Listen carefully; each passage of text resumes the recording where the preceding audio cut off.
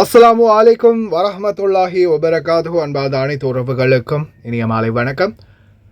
மிக முக்கியமான தகவல், வீடியோவை கடைசி வரைக்கும் பாருங்கள். தெரியாத நண்பர்களுக்கும் மறக்காமல் ஷேர் பண்ணுங்கள். வீடியோ பிடிச்சிருந்தா ஒரு லைக் பண்ணுங்கள், சப்ஸ்கிரைப் பண்ணுங்கள், தொடர்ந்து சப்போர்ட் பண்ணுங்கள். இதில் வரக்கூடிய காட்சி இந்த வீடியோ காட்சி இது நான் ஒரு உதாரணத்துக்காக தான் போட்டிருக்கிறேன். முன்னாடி நான் அதுக்குரிய நோட்டீஸை போட்டிருக்கிறேன், வீடியோட கடைசியில் அட்டாச் பண்ணுறேன். இந்த நோட்டீஸில் என்ன குறிப்பிட்டிருக்கிறது அப்படின்றத நான் வாசிக்கிறேன். அன்புள்ள அனைத்து ஏர்லைன்ஸ் GSSA இந்த சுற்றறிக்கை சேவைகளில் NAS ஏற்றுமதி சரக்குக்கான கட்டுப்பாட்டு நடைமுறைகள் தொடர்பான அதிகாரப்பூர்வ அறிவிப்பாக செயல்படுகிறது. உடனடியாக அமலுக்கு வரும் வகையில் பின்வரும் கட்டுப்பாடுகள் குறித்து அறிவுறுத்தப்பட்டுள்ளது. ரேஷன் பொருட்கள். முதலாவதாக, குவைத் அரசாங்கத்தால் வழங்கப்படும் எந்த ஒரு ரேஷன் பொருட்களும் வெளிநாட்டு சூழ்நிலைகளாக கருதப்படுவதற்கு கண்டிப்பாக தடை செய்யப்பட்டுள்ளது. இந்த பொருட்கள் குவைத் குடிமக்களுக்கு மட்டுமே ரேஷன் செய்யப்பட்டு மானிய விலையில் வழங்கப்படுகின்றன. மேலும் அவை தொடர்ந்து வழங்கப்பட வேண்டும். தடை செய்யப்பட்ட ரேஷன் பொருட்களுக்கான எடுத்துக்காட்டுகளில் பின்வருவன அடங்கும்.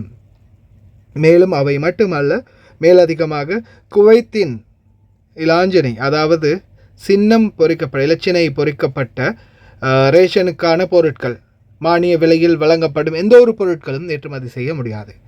குறிப்பாக அரிசி, சீனி, சர்க்கரை, பருப்பு, பால் பவுடர், வெஜிடபிள் ஆயில், அதாவது தலால் ஆயில், மெக்கரோனி, தக்காளி பேஸ்ட், மாஜூன், அதே போல் ஃப்ரெஷ் கோழி. குறிப்பாக நீங்கள் மெக்கரோனிகள்லையும் பார்த்துருப்பீங்க, இந்த ஹலிப்டின்லையும் பார்த்துருப்பீங்க, எல்லாத்துலேயுமே பார்த்துருப்பீங்க, இவங்களுடைய சின்னம் இருக்கும். இதோ இந்த மாதிரியான சின்னங்கள் பொறிக்கப்பட்டிருக்கும்.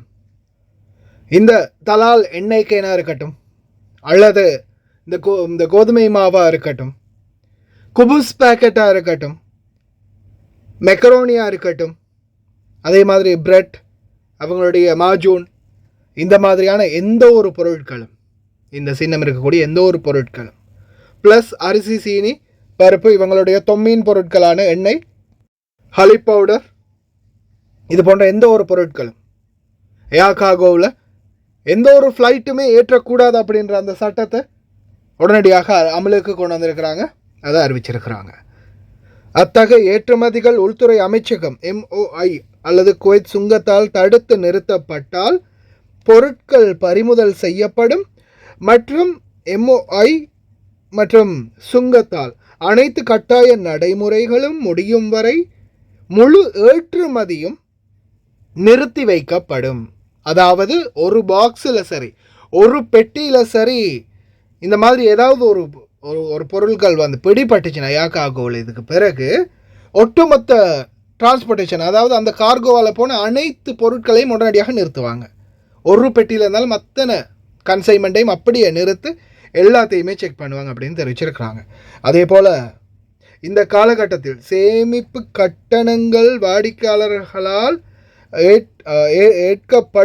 விதிக்கப்படும் எந்த ஒரு அபராதமும் தீர்வுக்காக வாடிக்கையாளருக்கு தெரிவிக்கப்படும். இதுக்கு நிறுத்துறதுக்குரிய இதை அவங்க நிறுத்தி செக் பண்ணி திருப்பி ஏற்றும் போது அதுக்குரிய பெண்டிங் சார்ஜஸ் வேறு கார்கோவால் கட்டியே ஆகணும், அதை ஸ்டாக் பண்ணதுக்கு. அதே மாதிரி கடல் உணவுகளும் தடை செஞ்சுருக்கிறாங்க. அனைத்து வகையான கடல் உணவுகளும் சரக்குகளாக ஏற்றுமதி செய்யவும் தடை செய்யப்பட்டிருக்குது. அதாவது இறால், சுபைதி மற்றும் சலமன், இது போன்ற மீன்கள் மற்றும் கடல் உணவுப் பொருட்களையும் தடை செய்ததாக தெரிவிச்சிருக்காங்க குவைத்துடைய சுங்கம் மற்றும் உள்துறை அமைச்சகம். இந்த நோட்டீஸில் தெளிவாகவே கொடுத்துருக்காங்க எல்லா யாக்காகோ சர்வீஸுக்கும். அதாவது ஃப்ளைட்டுகள் எல்லாத்துக்குமே கொடுத்துருக்குறாங்க, ஃப்ளைட் கம்பெனி எல்லாமே கார்கோ உரிமையாளர்கள் எல்லாருக்கும் அனுப்பியிருக்கிறாங்க. இதில் நீங்கள் இந்த ரேஷன் பொருட்கள் அல்லாது இப்போ சாதாரண ஆங்கர், நீடோ, அல்மராய், பால் பவுடர்கள் நீங்கள் போடுறதுல எந்த ஒரு பிரச்சனையும் இல்லை, தாராளமாக போடலாம். அதே மாதிரி இந்த தலால் எண்ணெய் கேன் இல்லாமல் வேறு ஏதாவது எண்ணெய் கேன்கள், ஆயில்கள் நீங்கள் தாராளமாக போடலாம். அதே மாதிரி கோதுமையாக இருக்கட்டும், அரிசியாக இருக்கட்டும், சர்க்கரையாக இருக்கட்டும், பருப்பாக இருக்கட்டும், நீங்கள் வெளியில் கடைகளில் பேக்கெட் பண்ணின மாதிரி பேக்கிங்கோடு இருக்கிறத எடுத்து போட்டால் எந்த ஒரு பிரச்சனையுமே இருக்காது. குவைத்துடைய மானிய பொருட்கள் ஏதாவது போட்டால் தான் இந்த பிரச்சனை வரும் அப்படின்றத தெளிவுபடுத்தி சொல்லியிருக்கிறாங்க. இது வந்து பார்த்திங்கன்னா ஏர் கார்கோவுக்கு மட்டுமே இப்போதைக்கு வந்திருக்கிற உத்தரவு. அப்போ கடல் கார்கோவில் போகிறத பற்றி நீங்கள் உங்களுடைய கார்கோ உரிமையாளர்களோட நீங்களே பேசிக்கோங்க, பேசிட்டு போடுங்க. ஏன்னா நான் ஆல்ரெடி உங்களுக்கு தெளிவாகவே சொல்லியிருக்கேன், பர்சனலாகவும் சொல்லியிருக்கிறேன், நியூஸ்லேயும் சொல்லியிருக்கிறேன். ஏர் கார்கோ வேறு, கடல் கார்கோ வேறு. ஃப்ளைட்டில் போகிறதும் வந்து அதுவும் நவீன ஸ்கேனிங் மூலம் அது ஸ்கேன் செய்யப்படுது. ஒருவேளை மாவுட்டின்னு நாம் உடச்சி போட்டால் என்ன அப்படின்னு நீங்கள் கேட்கலாம். மாவுட்டின்னு உடச்சி போட்டாலும் அந்த பவுடர் வந்து அது தனியாகவே காட்டும்.